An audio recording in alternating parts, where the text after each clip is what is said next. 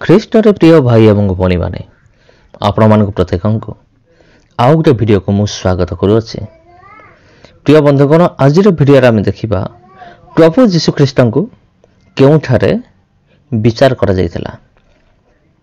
ହଁ ବନ୍ଧୁଗଣ, ବର୍ତ୍ତମାନ ଆପଣ ସ୍କ୍ରିନରେ ଯେଉଁ ଅଞ୍ଚଳ ଦେଖୁଛନ୍ତି, ସ୍କ୍ରିନରେ ବର୍ତ୍ତମାନ ଯେଉଁ ଜାଗା ଆପଣ ଦେଖୁଛନ୍ତି, ଏହି ଜାଗାରେ ପ୍ରଭୁ ଯୀଶୁଖ୍ରୀଷ୍ଟଙ୍କର ବିଚାର କରାଯାଇଥିଲା।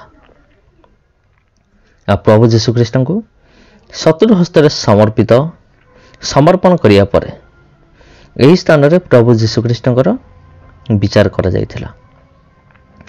ତେବେ ଯଦି ଆମେ ପବିତ୍ର ଧର୍ମଶାସ୍ତ୍ରରେ ଯଦି ଆମେ ଦେଖିବା ପ୍ରଭୁ ଯୀଶୁଖ୍ରୀଷ୍ଟଙ୍କର ବିଚାର ବିଷୟରେ ଯଦି ଆପଣ ଜାଣିବା ପାଇଁ ଚାହୁଁଛନ୍ତି, ତେବେ ମୋ ସହିତ ଖୋଲିବେ। ଆଉ ବାଇବଲରେ ଯେଉଁ 4ଟି ସୁସମାଚାର ଅଛି, ସମସ୍ତ ସୁସମାଚାରରେ ତ ପ୍ରଭୁ ଯୀଶୁଖ୍ରୀଷ୍ଟଙ୍କର ବିଚାର ବିଷୟ ଲେଖା ଅଛି। କିନ୍ତୁ ମୁଁ ସବୁ କିଛି ଆଲୋଚନା କରିବି ନାହିଁ, କେବଳ ଗୋଟିଏ ପୁସ୍ତକ ମୁଁ ନେବି, ଲୋକଲିଖିତ ସୁସମାଚାର। ଲୋକଲିଖିତ ସୁସମାଚାର ତାର 22 ପର୍ବ 66ଟି ପଦରୁ ଆମେମାନେ ପାଠ କରିବା। 66ଟି ପଦ। ସକାଳ ହେଲା କ୍ଷଣି ଲୋକମାନଙ୍କର ପ୍ରାଚୀନ ବର୍ଗ ପୁଣି ପ୍ରଧାନ ଯାଜକ ଓ ଶାସ୍ତ୍ରୀମାନେ ଏକତ୍ର ହୋଇ ଆପଣମାନଙ୍କ ମହାସଭାକୁ ତାହାଙ୍କୁ ଘେନିଯାଇ କହିଲେ, ତୁମେ ଯଦି ଖ୍ରୀଷ୍ଟ, ତେବେ ଆମମାନଙ୍କୁ କୁହ। 67। କିନ୍ତୁ ସେମାନେ କହିଲେ, ମୁଁ ଯଦି ଆପଣମାନଙ୍କୁ କହେ, ଆପଣମାନେ ତ ବିଶ୍ୱାସ କରିବେ ନାହିଁ। 68। ପୁଣି ମୁଁ ଯଦି ପ୍ରଶ୍ନ କରେ, ଆପଣମାନେ ଉତ୍ତର ଦେବେ ନାହିଁ। 69। କିନ୍ତୁ ଅଦ୍ୟାବଧି ମନୁଷ୍ୟପୁତ୍ର ଈଶ୍ୱରଙ୍କ ପରାକ୍ରମର ଦକ୍ଷିଣ ପାର୍ଶ୍ୱରେ ଉପବିଷ୍ଟ ହେବେ। 70। ସେଥିରେ ସମସ୍ତେ ପଚାରିଲେ, ତେବେ ତୁମେ କ'ଣ ଈଶ୍ୱରଙ୍କ ପୁତ୍ର? ସେମାନେ କହିଲେ, ମୁଁ ସେହି ବୋଲି ଆପଣମାନେ କହୁଅଛନ୍ତି। 71। ତେଣୁ ସେମାନେ କହିଲେ, ସାକ୍ଷ୍ୟରେ ଆମମାନଙ୍କର ଆଉ କ'ଣ ପ୍ରୟୋଜନ? ଆମେମାନେ ତ ଆପେ ଆପେ ତାହାର ନିଜ ମୁଖରୁ ଏହା ଶୁଣିଲୁ। ତେବେ ଏଇ ଯେଉଁ ଧର୍ମଶାସ୍ତ୍ରରେ, ପବିତ୍ର ବାଇବଲରେ ଏଇ ଯେଉଁ ବିଷୟ ଲେଖା ଅଛି, ବର୍ତ୍ତମାନ ଏଇ କ୍ଷଣି ମୁଁ ଯାହା ପାଠ କରି ଆପଣଙ୍କୁ ଶୁଣେଇଲି, ତାହା ଏଇ ଜାଗାରେ ଘଟିଥିଲା। ତେବେ ଏଇଟା ଦେଖନ୍ତୁ, ଏକ ଦ୍ୱାର ଯେଉଁଠି ପ୍ରଭୁ ଯୀଶୁଖ୍ରୀଷ୍ଟ ନିଜର କ୍ରୁଶ ଘେନି ବାହାରିଥିଲେ। ତେବେ ଖ୍ରୀଷ୍ଟର ପ୍ରିୟ ଭାଇ ଏବଂ ଭଉଣୀମାନେ, ଆଉ ଅଳ୍ପ ଦିନ ପରେ ଆମେମାନେ ପ୍ରତ୍ୟେକ ଗୁଡ୍ ଫ୍ରାଇଡେ ପାଳନ କରିବା। ତଥାପି ତା ପୂର୍ବରୁ କିଛି ବିଷୟ ମୁଁ ଜଣାଇବା ନିମନ୍ତେ ଇଚ୍ଛା ପ୍ରକାଶ କରୁଅଛି। ତେବେ ଖ୍ରୀଷ୍ଟରେ ପ୍ରିୟ ଭାଇ ଏବଂ ଭଉଣୀମାନେ, ଆପଣ ଦେଖାଉଛନ୍ତି ବର୍ତ୍ତମାନ ପିଲାତଙ୍କର ଦରବାର।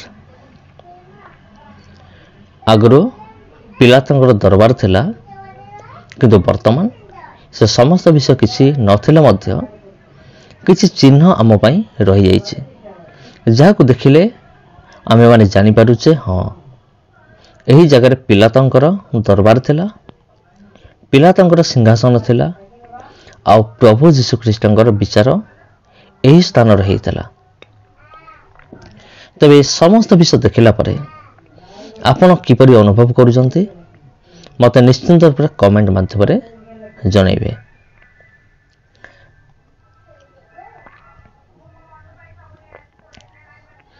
ତେବେ ବନ୍ଧୁଗଣ, ମୁଁ ଯେପରି ଆପଣଙ୍କୁ କହିଲି, ବାଇବେଲର 4 ସୁସମାଚାରରେ ପ୍ରଭୁ ଯୀଶୁଖ୍ରୀଷ୍ଟଙ୍କର ବିଚାର, ତାଙ୍କର ମୃତ୍ୟୁ, ତାଙ୍କର ପୁନରୁତ୍ଥାନ ବିଷୟ ଲେଖା ଅଛି। କାରଣ ପ୍ରଭୁ ଯୀଶୁଖ୍ରୀଷ୍ଟଙ୍କର ଜନ୍ମ ଯେତିକି ଗୁରୁତ୍ୱପୂର୍ଣ୍ଣ, ତାଠାରୁ ଅଧିକ ଗୁରୁତ୍ୱପୂର୍ଣ୍ଣ ପ୍ରଭୁ ଯୀଶୁଖ୍ରୀଷ୍ଟଙ୍କର ମରଣ ଏବଂ ପ୍ରଭୁ ଯୀଶୁଖ୍ରୀଷ୍ଟଙ୍କର ପୁନରୁତ୍ଥାନ। ମରଣ ବି କାହିଁକି ଗୁରୁତ୍ୱପୂର୍ଣ୍ଣ? କାରଣ ପୁରାତନ ନିୟମରେ ଯେଉଁ ସବୁ ଭବିଷ୍ୟତବାଣୀ ଗୁଡ଼ିକ ହେଇଥିଲା, ଯେ ଜଣେ କନ୍ୟା ଗର୍ଭବତୀ ହୋଇ ଏକ ପୁତ୍ର ପ୍ରସବ କରିବେ, ଆଉ ଯିଶାୟ ଭବିଷ୍ୟତ ବକ୍ତା ପ୍ରଭୁ ଯୀଶୁଖ୍ରୀଷ୍ଟଙ୍କ ବିଷୟରେ ଯେଉଁ ଭବିଷ୍ୟତବାଣୀ କରିଥିଲେ, जे जने उद्धारकर्ता जन्म हेबे। केवल एतिकी नुहे, प्रभु जीशुख्रीष्टर मृत्यु विषय मत से भविष्यवाणी करथिले जिसाय भविष्य वक्ता। ताहाकु पूरण करिबा बा ताकु सफल करिबा प्रभु जीशुख्रीष्ट उचित मन कले। सेथि निमंते प्रभु जीशुख्रीष्टर मृत्यु मध्य गुरुत्वपूर्ण अटे। यदि प्रभु जीशुख्रीष्ट क्रूस उपरे प्राण बलि देई नथान्ते, अथवा जदि प्रभु जीशुख्रीष्ट क्रूस उपरे मरि नथान्ते, तेबे आमे माने परित्राण पाई नथान्ते।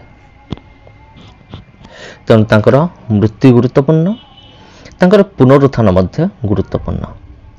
कारण आज पर्यंत जगत रे जी भी मृत्युवरण करिছে, से केबे हेले मध्य निज शक्ति द्वारा पुनर्जीवित होई नाही।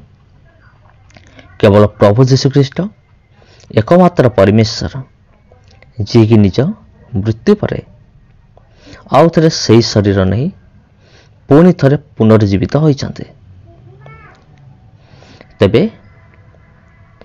ये हूँ से जगह। देखंतु अनेक लोक माने ए स्थान रे आसी से माने ए समस्त विषय देखिक से जाते। आमे माने मध्य देखू, देखिया मत उचित। कारण ए समस्त विषय देखिले आम विश्वास प्रभु जीशुख्रीष्ण ठारे मजबूत ही थाए। जदि आप पढ़ाई चाहते तेरे वीडियो को पुश करी ए पत्थर रे जहाँ लेखा अच्छी ताको आप निश्चिंत रूप से पढ़ी पारिबे। तेबे ख्रीष्ट प्रिय भाई और भणी माने आज वीडियो आम देखिले प्रभु जीशुख्रीष्टर विचार करने स्थान, अर्थात प्रभु जीशुख्रीष्ट जो स्थान रे विचार करा जायतिला। एटा हूँ गोटे पार्क आज्ञा। एठारे प्रति गछ मूल रे कपल मानक ना लिखाई। आउ कपल मान उद्देश्य रे उत्सर्गीकृत गोटे गोटे गछ।